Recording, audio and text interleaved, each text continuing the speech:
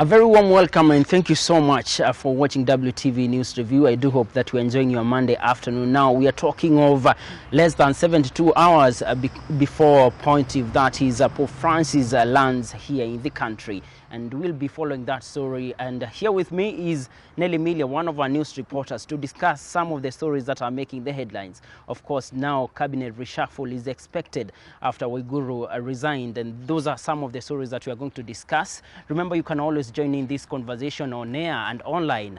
At Twitter is at WTVKE and on Facebook is WTV Kenya. Let's keep the conversation alive.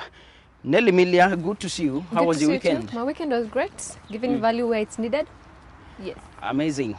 Quite a weekend that was in as far as Mata Sports is concerned. Had a lot of football action, by the way. That's what I was basically watching. But we're going to talk more about that in our sports segment. Now, let's look at what's making the headlines. Today we have the Pope Francis and his message to Kenya. And he says people to forgive each other, get to know how to live together in peace. I think his arrival is something that we are looking forward to.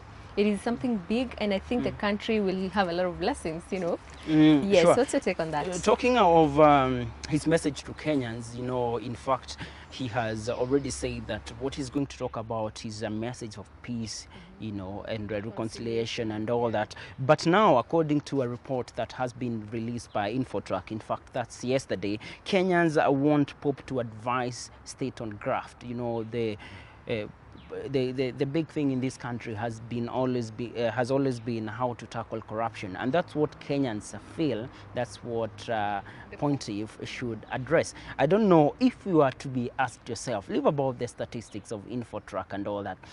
What would you tell Pope to address in Kenya?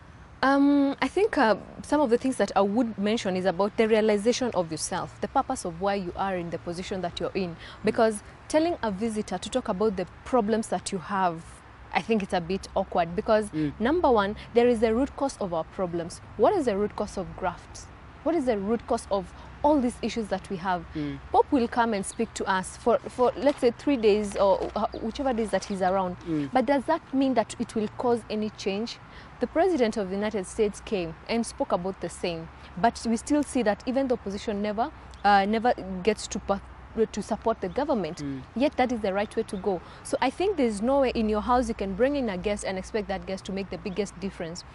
Here, the difference that you're expecting should just come from us. It's Kenyans who are going to make the change. We are the best people to solve our own problems. At an extent, I would agree with that. You know, telling the Pope to advise us on how to tackle graft, I think to some extent that would be expecting an advice from a foreigner, you know, to come and put your house in order.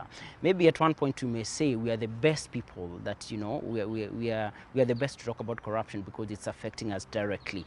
But anyway, according to Kenyans, that's what they think, if the report released by Infotrack is anything to go by. But from my point of view, if I was to tell Pope what his message to Kenyans should entail, for me, I think the message of peace is critical. Just like the way he mentioned, this is the reason why I argue like this. The other day, after the Paris attacks in France, I was trying to comprehend and understand what exactly is happening. You remember during the First and Second World War, it was all about, you know, quest for power and all that. Yes. But in the recent past, we've seen a lot of clashes between religious groups in this country and also in Africa and the entire world. In fact, now the point of terrorism is becoming, you know, a global headache. But it's terrorism, and there's also now the religious aspect of it, because when you go to Somalia, Al-Shabaab, we have Islamist extremists. Yes. When you go to West Africa, we have Boko Haram. When you go to the north, we have ISIS. So all these, we have a clash. So if Pope can really tell us or address that point of how people can live in harmony, regardless whether you are Christian, whether you are Muslim, whether you are Hindu, so that at least we can perform now, we can come together and for the common good, because religious wars now are really taking a common place in Africa and also in the entire It is world. such a big issue. And the problem is, when you have an extremist is somebody who has also, who's grown into that environment to know that the best way to live is by killing, it's by hurting people. And I don't know if it's by not understanding their book of life or what it is that they follow. But looking at a child who's grown in such an environment, and that's all they know, that's all they've been taught. They don't go to school. Their school is being taught on a daily basis on how to attack, how to do these things. It becomes very hard to kill the religious wars, because when somebody, this is an inborn, it's like us, we've grown up knowing Christianity. Somebody to come and just try and tell you about this other one, Islamism or even Hinduism or anything, it becomes very hard for you to change. So it's the same thing when you have an extremist in your environment, or the extremists are many, then it becomes very hard. But of course, that would be a very good thing for Pope to talk about, because definitely it will be touching on those who are not yet in that level. Well, we are talking about Pope's visit here in the country. In the next 72 hours, he will be landing in Kenya. That is Wednesday, November 25th. And some of the issues that he's expected to address is, in fact, going by the report released by Infotrack, most Kenyans want Pope to advise states on graft. But his message is very clear. He has a message of peace in this country. If you are to be asked, what would you like Pope to address? What would you say? Tell us what you think. Our SMS line is 20058. On Twitter is WTVKE, and Facebook is WTV Kenya. Now, actually, there's a very interesting thing here that I've seen, that the mass, about 1,000 people from 40 parishes in Nyeri County will be coming, and a total of 120 students from various tertiary institutions from Nyeri still will be coming in. I wonder who will be left in Nyeri, because like everyone from Nyeri side is coming. Sure, and also we see from the roundup here, just an update concerning papal visit. Thousands of Catholic faithful will today start traveling from Eldoret to Nairobi. Now, this to me means one thing, that on Wednesday there could be massive traffic here in Nairobi. Extremely high traffic here. Yeah, and there were some, of course, rumors and some calls it should be made a public holiday. What do you think about that, by the way? I don't think it should be made a public holiday, but I know it will be a very congested day. Yeah, because I think people have to understand that one of the main reasons why it cannot be a public holiday is you'll find that it's just affecting Nairobi.